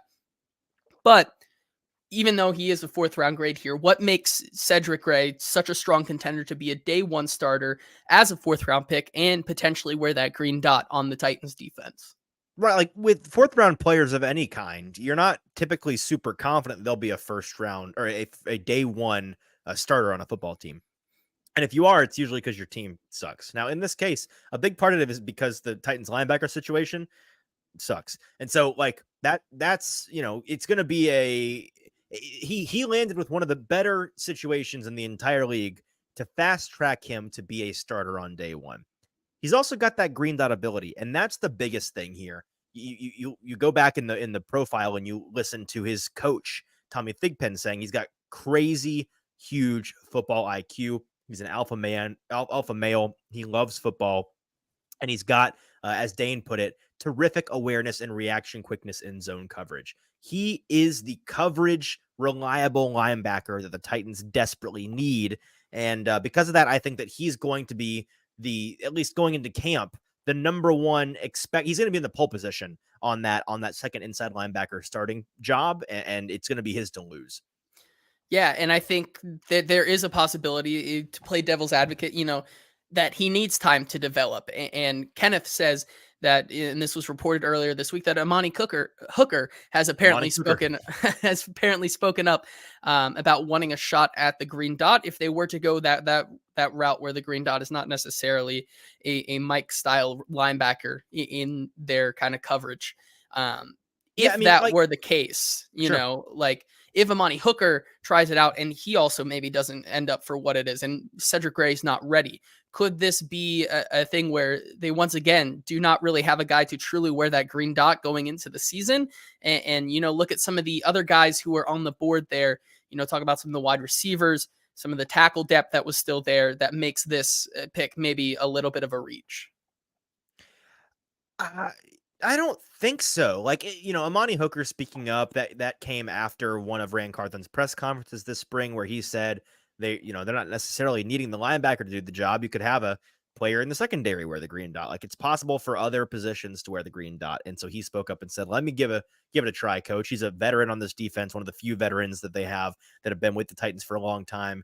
he's going to know it as well as anybody else. And he's a smart guy. So I think he's capable of handling that. They have options. Like, that's what I see this as, is they've got at least one, but arguably two or more guys on this roster who are capable of being a bona fide green dot quarterback of the defense. And that's a good thing. They need that. And so while I still think Gray is the most likely to do it because he's the young player who's going to be here for the next 4 years at least, and he's got the upside to be that guy, and if they believe, like they said in the press conference, he's got the smarts to do it, they're going to let him try. I won't be shocked if it's him or a guy like Amani Hooker, but regardless, I don't think him being the green dot or not is going to be what keeps him out of being that starting coverage linebacker, that Mike style linebacker. I think that's going to be his job to lose regardless of what's on his helmet.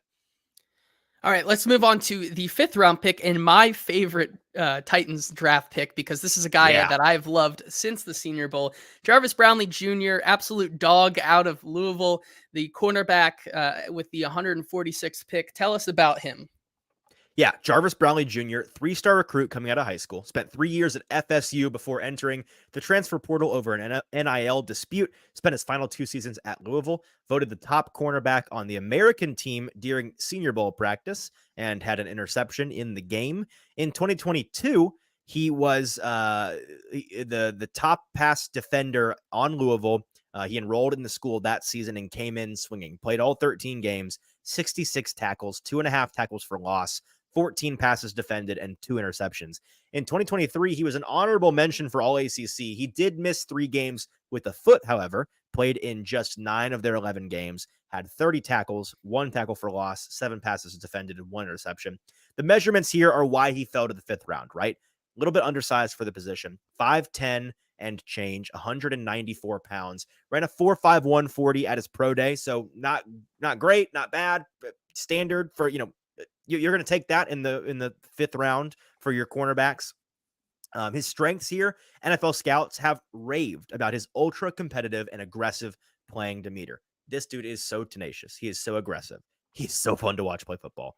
He looks to reroute receivers off the snap and has better press strength and lateral bursts than expected, moves with twitch in his feet to quickly change directions on jump routes, natural hand-eye coordination to make confident catches away from his body, has a quick trigger to pounce and close on ball carriers in front of him, never backs down from blockers, makes it a point to get in the head of receivers and beat them up physically and mentally, played on all punt coverages each of his 5 seasons in college, offers experience in the slot as a nickel. Some weaknesses: lacks desired size for the position, as we mentioned. NFL receivers might find success flipping his aggressive tendencies with baiting tactics. Feisty play style that he has, it lends itself to downfield contact and some flags. Inconsistent ball tracking and finishing skills on the deep end. Zay Flowers got the best of him in 2022, for example. And he missed 3 games and parts of others during his senior season because of a nagging right foot injury that was it was in October 2023 when he sustained that. In summary, Brugler says that overall Brownlee's aggressive nature will be a double-edged sword versus seasoned NFL athletes, but his movement skills and competitive toughness will be attractive qualities for defensive coordinators. He has the right mentality to play special teams and compete for a starting nickel role early in his career, has shades of Kobe Durant. Grades him as a 3rd or 4th round prospect, and that's where I thought he was going to go. I tweeted out in, I think, late February, early March, that if a team gets him on day 3, I think he'll be the steal of day 3. I'm not sure he's going to land on day 3, and the Titans get him in the 5th round, a full 40, 50 picks into day 3. They land him in the 5th. They got a steal in Brownlee Jr., in my opinion. I love this guy. I do too. And I think another element of why we like him so much is because, he fits that kind of mold that defensive coordinator Jannard Wilson loves his secondary players to have. So let's talk about that. What does make him such a good fit for that role? Brownlee at some point, I don't know who or where, I need to go find this, but he told somebody that he views a certain player on the Tennessee Titans roster already as like the guy he looks up to. JT, any idea who that might be? It's L'Jarius Sneed. It's L'Jarius Sneed. If you watch the guy play, you're seeing shades of a just like smaller, a little bit less athletic, a little bit less fast guy in Jarvis Brownlee Jr. Like that's the play style that he embodies. He is so tenacious. He is. I think it was our buddy James who pointed out that like clearly the Titans are trying to build a defense that's never going to let any receiver, any day, any game get off the line of scrimmage ever. Like they're just going to be the biggest bullies in press coverage. They're going to jam the fool out of these kids and not let them run routes. That's like sign Jarvis Brownlee Jr. up for that. That's what he does, baby. That's his whole thing. He is so aggressive and plays like he is a bigger, faster, stronger athlete, and he like it works for him. He knows how to use his size and throw it around, and he's got impressive play speed and play strength despite the measurements. So he's an incredible fit for Denard Wilson's defense. I think that he embodies the ethos that they're going for kind of dead on. He is a dog, but it's more of like that, like a Chihuahua who thinks he's the alpha in a room of like Dobermans or German Shepherds, right? Like no, it's more than that. It's like, what's a dog that's small in stature, but you underestimate them, and if you mess with it, it's gonna mess you up. Like it's like a terrier, maybe. A what? Like a terrier, like a maybe. I don't know. It's like he's like a baby hyena. It's like look at the cute little guy, and then you piss it off, and it'll end you. It'll wreck you. It will mess you up. Yes. That's what Jarvis Brownlee Jr. is to me. I don't know. We'll workshop that. That comp needs some work, but we're gonna figure it out. And Jacob says L'Jarius needs new Padawan, basically. Yeah, man. Yes. And I think that kind of gets into the reason why we think that, drafting a cornerback in the 5th round there, which really since getting Chidobe Awuzie and, trading for L'Jarius Sneed really wasn't the biggest need for this team anymore. So why draft one when they already had starters? Yeah, they've got 3 great starters on this team. But you know what they had after that? Trey Avery. Like that, that's where you're sitting at cornerback 4. And that's not the place you want to be. This move, while it wasn't the biggest pressing need, at least in terms of starters the Titans had in the 5th round of this draft, it raises the floor on their cornerback depth tremendously. And it bridges a pretty significant gap between the top 3 starters and the rest of the guys on the roster. Brownlee being your 4th guy makes you feel so much better when you inevitably lose one of these starters. And you will. Like every team, your cornerback in particular is a position where you're gonna deal with some triage. You're gonna deal with some guys coming in and out of the lineup on Sundays. And with Brownlee being that 4th guy, that makes me feel a lot better about where they are than having to roll out a Trey Avery, for example. Yeah, and I think that's where we can now move to the 6th round, and where, with all of these guys, the devil advocate, kind of trade-off here is what was the value left on the board, considering the players that were still there. And the biggest one, which you gave, I believe, a C+, C- is to this. Something like that. I'll check. I think it was a C+. But taking Jaquan Jackson at C-. Sorry, C-, taking Jaquan Jackson at 182 in the 6th round, when there were guys that we and the rest of the gang on our day 3 live stream liked better, like a Malik Washington. They were still on the board, but Jaquan Jackson is part of this team, so we're going to talk about him. What give us his profile rundown.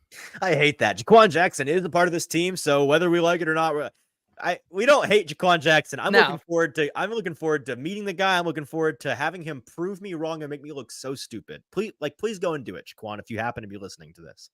But I have to be honest, and Jaquan Jackson, wide receiver, Tulane at 182 overall. Let's just start with the introduction here. 3-star recruit, played at FCS Jackson State before transferring to Tulane his junior year. He's the nephew of Ed Reed, so there's a little pedigree. College roommates with Tyjae Spears, who he calls a brother from another mother. Those guys, huge fans of one another. Tyjae, we saw him. We were surprised because he passed us on the concourse at the Senior Bowl. He walks past, and I'm like, that's definitely Tyjae. Like, I should have said, hey, but I was like, I'm not expecting to see you down here in January. You're in the NFL. Like, what are you doing? He was there for his buddy Jaquan Jackson. He was at Jaquan Jackson's draft party when he got picked, and when he went on a Zoom call with the Titans media, Tyjae was there in the background talking to the guys. Like, it's a dream come true for these guys to be on the same team. So that element of this is so cool. Let's look at his profile from college here. In 2022, he had his best year.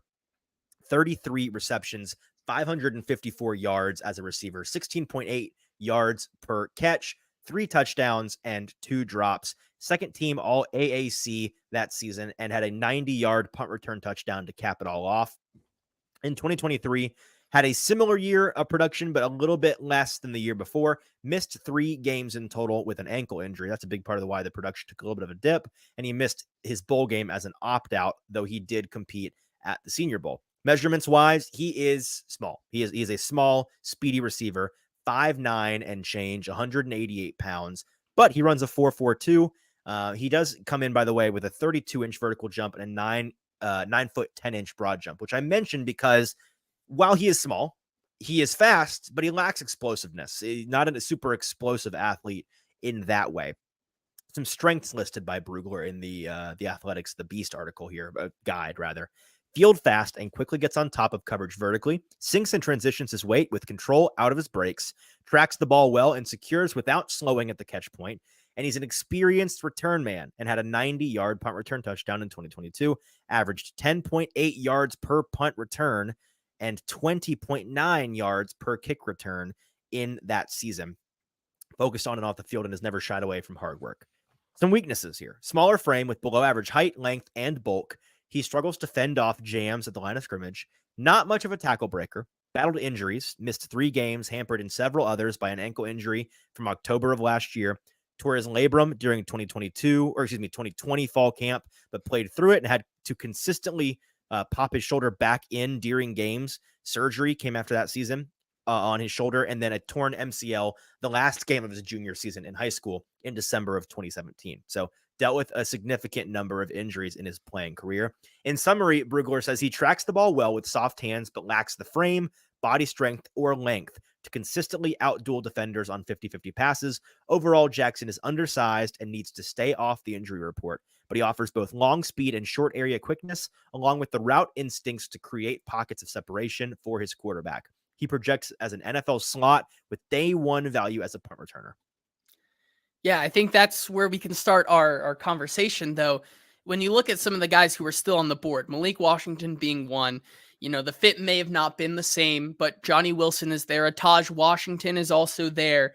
Mm-hmm. Why does Tennessee go this route? Yeah, that's the question that left us scratching our heads when they made it on Saturday, and when we were live, we weren't quite sure what to make of this decision. Jill Morris in the comments asks if you could change one pick, who would you have selected? No trades and available at that spot. It's Malik Washington there. It's Johnny Wilson there. It's maybe even like a Cornelius Johnson there out of Michigan. Like, as you mentioned, Taj Washington. I find those guys much more intriguing than a Jaquan Jackson, if I'm being honest. And the reason they made the pick is pretty clear. Like, I've seen some folks being like, whoa, well, this puts Kyle Phillips in the hot seat. I don't know, man. I don't buy that. Like, I'll change my mind on that in camp. And like, listen, if Kyle once again hurts himself 2 seconds into the season, then yeah, it's going to be Jaquan Jackson season. But until then, I don't think from a talent standpoint that's going to happen. What I think it actually does, and the point of the pick, it's pretty clear they wanted a returner. They wanted a guy that has dual returnability. They said that that's what they see in this guy when they talked about him in the press conference after the pick. They want a guy that can return, and that's something that Kyle Phillips has shown. He's worked his way out of that conversation because he has muffed too many punts and been too unavailable. With the new kickoff return rules, maybe they see him as a uniquely viable candidate to be the kickoff returner as well as their punt returner and just be that specialist. Keep him on the roster as wide receiver 6 or 7, and he's your punt return guy and offers plus a value in that regard. But he muffed 6 kicks in college too. I need to go see it. I'm guessing that's over his college career. I don't think that was all in one season, but like, he's been known to drop a kick or two. And so maybe he's this star returner that they see and I don't, and then I will eat my words. But I'm not crazy about that, and I think the vision is blurry at best. Yeah, and I think that's where I, once again, coming into play devil's advocate and answer that question. When you have him come off the board and then Malik Washington with the next pick, literally the pick right after Jaquan Jackson, right. Miami also released a video where they make the call to Malik Washington, where basically the GM says, hey, McDaniel has been wanting me to pick you for the last 3 rounds. It's going to make me so sick when he is just a star at the next level. And maybe he just wouldn't fit what Tennessee wants. But man, He Just would, though. I'm not buying it. He so would. If Jaquan Jackson does, Malik Washington freaking does, man.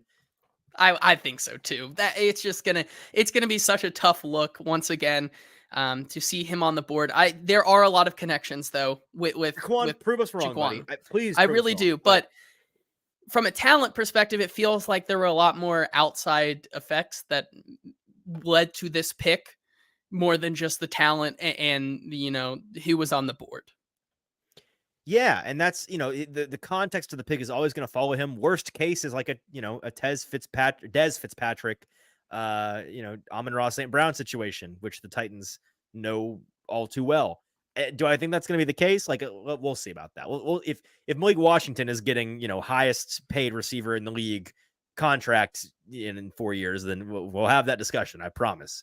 But it's a tough situation, and generally speaking, taking a undersized marginal athlete that is very fast but lacks explosiveness and is a slot only player as a receiver in the late rounds, you're throwing darts, and that's not the profile I'm wanting to throw darts at personally. But again, we'll see if he proves us wrong.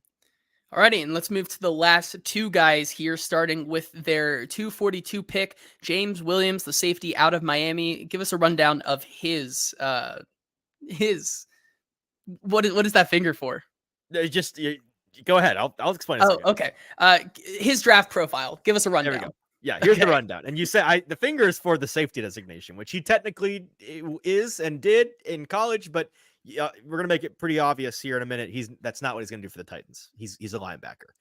Here's the introduction, though. 5-star recruit out of high school, number 1 safety in the 2021 recruiting class, and number 4 overall recruit in all of Florida, behind his new teammate J.C. Latham, by the way, who I think was the number 1 recruit in Florida that year.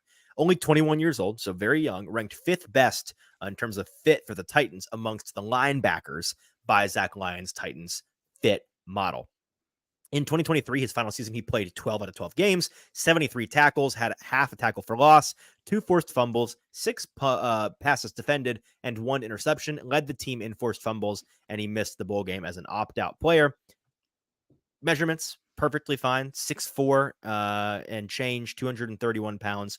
Some strengths listed here in the beast. Tall, stretched out frame and outstanding length, explosive first step out of his transitions, shows functional zone cover skills, can carry tight ends across the field, aggressive striker, and goes for the thumping hit when it's available. Length makes it tough for passers to layer the ball over him. Was a regular on punt return and coverage teams. Versatile experience and played multiple roles, 2 high, single high, box, safety in college. And he started 30 games in his time with the Hurricanes. Some weaknesses: long striding speed, but struggles to close ground in man coverage or pursuit. So he's got more long speed than he does short area quickness. Inconsistent react awareness from the post, has some wild take-on skills with too much wasted movements when attempting to punch off blocks. Finishing strength, I can't read anymore, I'm seeing cross-eyed. Finishing strength is average at best, and physical NFL runners will run through his arm tackles. Energetic play quickly becomes undisciplined. 17 penalties in his career, with 3 face masks and 9 personal foul or unnecessary roughness flags. Played part of his sophomore season with a torn labrum in his left shoulder and had offseason surgery in December of 22. Suffered a season-ending groin injury as a freshman in November of 21, which required surgery, and his combine medicals revealed scar tissue on his right groin muscle, which sidelined him for his pro day. In summary, Brugler writes that overall Williams is more of a tweener athlete than a seasoned football player, but he's a full-throttle enforcer with a unique skill set that will intrigue several NFL defensive coordinators. He projects best in a robber cover 3 scheme and offers versatility in sub packages to blitz or match tight ends. So Brugler had him listed as a linebacker. And if you look at the athletic testing for him, the last thing I'll say before we get to some fake questions, real answers here, is that as a safety, Williams' RAS, relative athletic score, was a 4.63. Very, very strong size for a safety, but very poor explosiveness, very poor speed grade. When you grade him as a linebacker, though, which is where he's playing linebacker. The Titans, when they put out the picture of him, they listed him as James Williams, linebacker. It changes significantly. He goes from a 4.63 RAS to a 7.42. His size is still good. He's a little bit underweight for a linebacker, but his speed becomes average, slightly above average, and his explosiveness is fine. So that's something to keep in mind when you talk about, this Titans class. It's unathletic. Like that's one element of this that I think isn't being reported very well. Yeah, and I think that's where we get into this, right? You're bringing in this James Williams, maybe a later dart throw for the Titans, but what does it tell you about the linebacker depth that was already there and the need for them to double down in this draft class? Yeah, man, this was a good weekend for the incumbent Titans receivers. Very bad weekend for the incumbent Titans linebackers. It tells you that, James Williams being a dart throw of theirs in the 7th, who can be a rotational player, a special teams ace out of the gate. It puts guys like Dr. Jack Gibbons and who am I missing? Otis here? Reese. Otis Reese. Thank you, Otis Reese. Puts them on notice. Like, we've got 2 guys in this draft class that are younger than you. They are guys that we intentionally just picked, and we're looking to keep them on the roster by any means necessary. And we think that they have the skills to give you a run for your money at this position and knock you down a peg or 2 or 3 on the depth chart. So I think it tells you that they consider the linebacker situation a bad one as is, and they brought in 2 guys they think that can help that. Yeah, and with Williams kind of being this tweener athlete, not really checking either the fully linebacker box or a safety box, but having a lot of good coverage skills. How do you think he fits into Denard's vision for this defense? He and a number of these other guys point towards what we talked about earlier this weekend, how the vision for the Titans defense as a whole pretty clearly is that they're wanting to max out the extremes, right? They have really shored up their interior pass rush and run defensibility with Jeffrey Simmons and Devondre Sweat, and they have really shored up their cornerback situation with 3 bona fide stud starters on the outside. That allows the spine of their defense, their edge rushers, their linebackers, outside linebackers and inside linebackers, their safeties, to play fast and physical and reactive, because when you are able to defend the run with light boxes, because you've got 2 massive human beings on the inside and you don't have to attribute more help to the run defense on a regular basis. You can have faith in those 2 in a light box to get by if a run hits you when you weren't expecting it. And then you're able to cover 3 deep to a man in man or zone coverage on the outside and not worry about the safeties having to hover in too high all the time and babysit over the top and play conservative and play prevent. That allows you to do some unique things with the spine of your defense and get downhill. And a guy like James Williams with that tweener body has experience playing safety in college. It's going to be used more as a linebacker or a box safety at the next level by the Titans. They can utilize him in different ways without having to worry about, well, we can't have this guy on the field because we got to have 2 strong coverage players. They're going to sit high and babysit over the top. And so that's where he fits into the puzzle of this vision the Titans defense, I think, has going forward. And then finally, the last player the Titans drafted with one of their 7 picks that they had this year, Jalen Harrell, edge defender out of Michigan. Talk to us about him, because he's a really interesting case, falling to the last pick before, the compensatory picks this year. If there weren't any compensatory picks, he would be the last guy. But his stats are pretty promising. Yeah, if I were to fall in love with the 7th round pick, it's this guy. It's Jalen Harrell. Like, I'm ready to be burned by being overzealous with his potential, his be overvaluing what he could potentially be come August, and we realize, okay, let's pump the brakes. But for now, let's pump the gas a little bit on Jalen Harrell, who has a baseball and track athlete background from high school, was a 3-star recruit coming out. His father, James, was a linebacker who walked on at Florida in college before playing a lengthy pro career with the Lions, Chiefs, and the original USFL's Tampa Bay Bandits in the late 70s and 80s. Electric. 3-time academic all Big Ten honoree out of Michigan, obviously. If we didn't mention that, he played on a national championship team last year. So he's been around some really high caliber players in his time, ranked 3rd best fit amongst edge players in this entire draft class. 3rd best by Zach Lyon's Titans fit model. And he had a pass rush win rate of 20.7% last year, which was 4th highest in the entire class. If you look at his numbers the last 2 seasons, actually, in 2022, the one thing to note is he did miss 1 game that year did not miss any in this national championship run in 2023. Played 15 out of 15 games, 31 tackles, 10 tackles for loss, 7.5 sacks, 2 forced fumbles, and a pass defended. Was an honorable mention All Big Ten player, and he led Michigan, the national champions, in sacks and tackles for loss last year. Measurables, 6'3" and change, undersized a little bit at 250. Some strengths here, has adequate length, 33 and a fourth inch arms, 81 and an eighth wingspan. He screams off the edge with strong take on and arc speed, converting his initial momentum to power, forcing blockers on their heels, can keep his rush alive with underneath counters, efficient in the stunt game, something the Titans do a lot of. He widens his radar versus the run and stays aware of his contained responsibilities on the edge.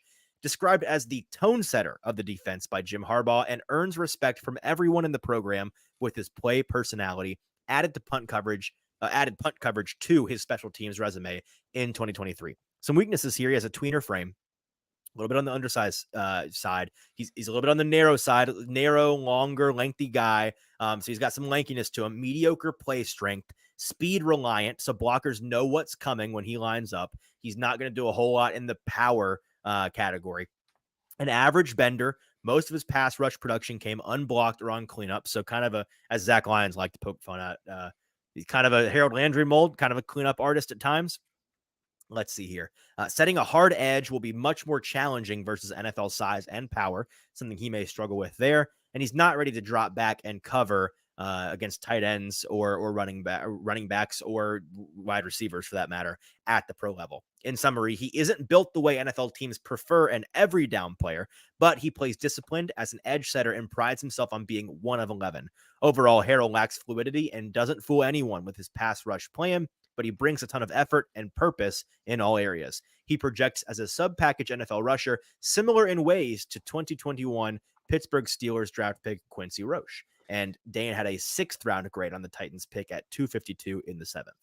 So Jack in the comments says, I think Jalen Harrell has a chance to take Rashad Weaver's spot early on. And then Kenneth also chimes in saying Rashad Weaver versus Caleb Murphy versus Jalen Harrell, which leads perfectly into our discussion. Where do you expect Harrell to fall in this Titans edge rotation and on the kind of, depth chart? And then what is a reasonable ceiling in expectations for a guy who, played on a pretty good defensive line, had that 20.7% pass rush win rate. You talk about Zach Lyons' Titans fit model, the third best in all of this class. What is a relative expectation for him?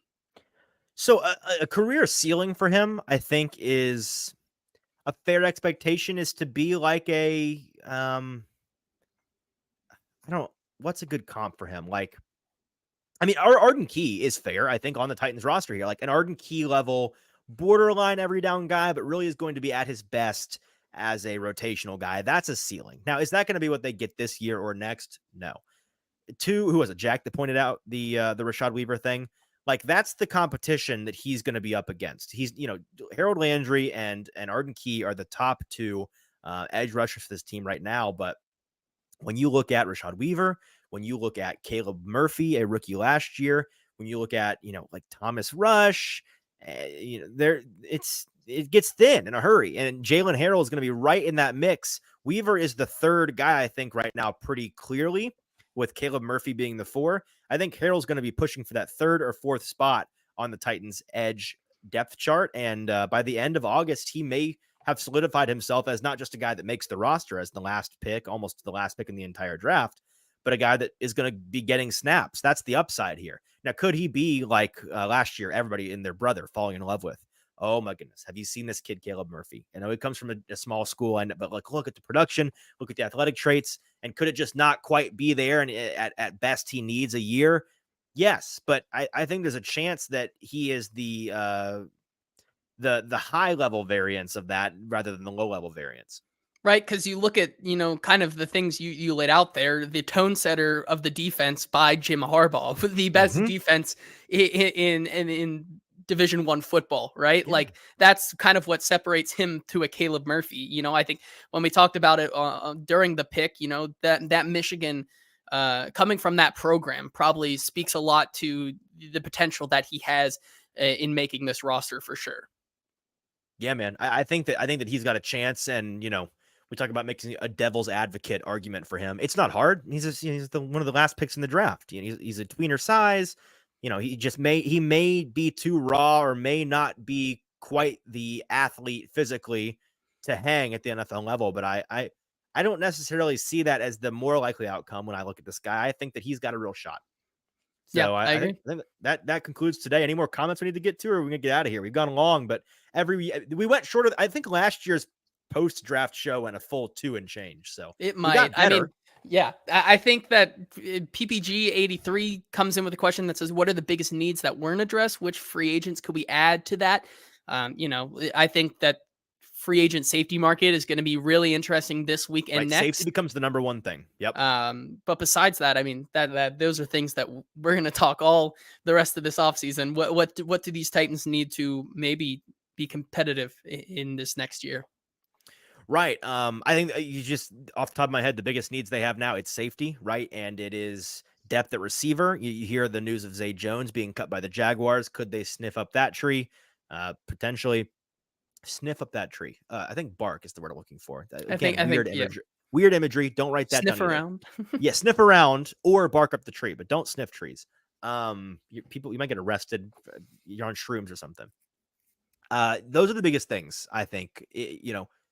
Tackle is still a thing, but in terms of being able to address it, they could go out and still sign a Andres Pete, but then that brings into question, to do what exactly? Is he your backup plan at left tackle? If Latham doesn't work out, is he going to be the left tackle? And you're going to play Latham on the right side, and you decided to change your mind, or you lied? I don't really know. So in terms of just on paper, the biggest needs is tackle, it's receiver depth. Oh, tight end. I forgot to mention tight end. They need dudes at tight end. They need bodies. Now that brings us to another point. I saw this question earlier. Somebody asking about UDFAs. No UDFAs today. We're not going to start UDFA talk at hour 2.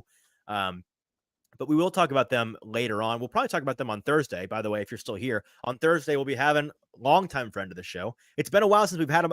I think the Senior Bowl in January, the last time we had him on, James Foster, our buddy. He's coming on Thursday, going to spend all day with us talking about this Titans class, as well as some other classes around the AFC South, which he has some detailed thoughts on. So we'll pick his brain all of Thursday. Make sure to tune into that episode as well. But as for UDFAs, if you want to just hear the list, here's the list that we know of. You got Robert Javier out of Townsend, who's a cornerback. You've got Dylan Johnson, running back out of Washington. Isaiah Aiton out of Rutgers and Ole Miss. He's a defensive tackle. Khalid Duke is a defensive end from Kansas State. NC State kicker Braden Narveson coming in to compete with Granddaddy Stronglegs. He was a UDFA that is going to be competing for the kicker job. Safety Keaton Ellis out of Penn State. This list is written in the worst possible way. It's like the language from the reports, like Exclusive Sports Agency has posted the Titans will sign. Iowa tight end Steven Stylianos. David Martin Robinson is a tight end that they signed as well. So a couple of tight ends there that they added, did some bodies for camp at least. Former Vanderbilt and Tennessee defensive back Gabe Judy Lawley, who I have talked a little bit about on Twitter and talked to on Twitter. He signs with the Titans, and his dream comes true, getting to play for his favorite team growing up, or at least compete to play. Texas Tech offensive lineman Cole Spencer signing with the Titans. Brian Dooley is an offensive lineman out of Eastern Michigan. Jabari Small, a lot of Tennessee fans will know him. He played for Tennessee at running back last year. Bryce Oliver, a receiver out of Youngstown State. Good luck to Bryce. Sam Schnee is a wide receiver out of Northern Iowa. Love that. The NWI Wildcats or UNI. That's the one. NWI. Nice. Liberty offensive lineman Xavier Godwin that's an awesome name. I hope he pans out. And cornerback Rod Gaddison is a player that is coming from Western Carolina. So there's your list compiled by our buddy Nick Suss. I'm going to get on him for listing these in the worst possible way, but those are all of them that I know of. So there you go. We'll talk more about those guys on Thursday. Until then, we're getting out of here. We are long overstaying our welcome. Hope you guys appreciated that rundown. Again, if you wanted our live reactions, you can go back one episode in the feed, find the compilation from the weekend. It's about an hour 45, and you can skip around with the timestamps to find your favorite reactions to these picks. Until Thursday, for producer JT, I'm your host, Eastn Freeze. like, subscribe, all of those things wherever you get your podcasts, on Twitter, on YouTube. Help us out there. We'll talk to you on Thursday.